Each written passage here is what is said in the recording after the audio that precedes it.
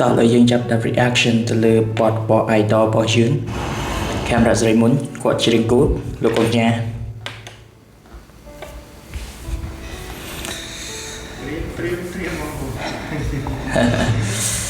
អូសតេចម្រាំងឡើងធៀប idol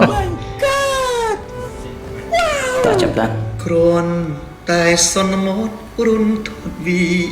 មានចិត្តរីគាត់នេះមានចម្រងជើងថាភ្លៀមបៀមទុករីមិនអាចខ្វះថ្លៃបើជាការពិតដួងចិត្តបងត្រូវឃ្លាតថ្លៃ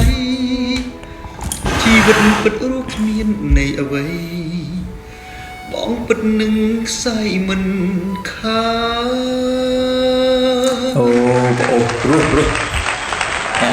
អូសៃផ្លេចប្រូលផ្លេចប្រូលអូតោស្នេហ៍ភុំផានច្រើនកបហាអរតីភក្តីជូនថ្លៃគ្មានអ្វីហាមបានអរគុណវេលាអូដាច់បណ្ដាលឲ្យជួបកល្យានលះដាច់ផងពីមិត្តខិតទៅរួមប្រានឃ្លាតមួយជំហានក៏ភ័យអូចាប់នៅថែមទៀត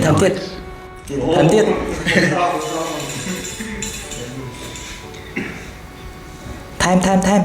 មិនអាចខ្វះថ្លៃអរតីសូមសាររៀមទូរស័ព្ទលើកយឺត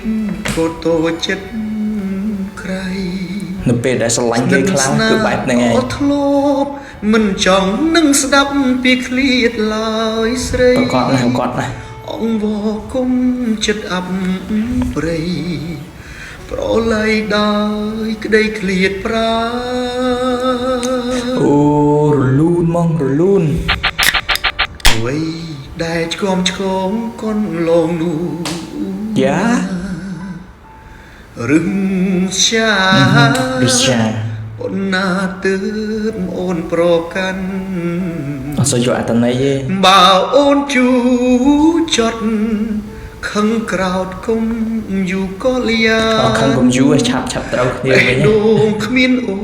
នមិនបាននឹងខ្សែចាក់ឋានហើយអូលឺអត់មិនអាចខ្វះខ្វាយទេអូនហើយតោះវីដេអូយើងទៅប៉ុណ្ណេះអរគុណ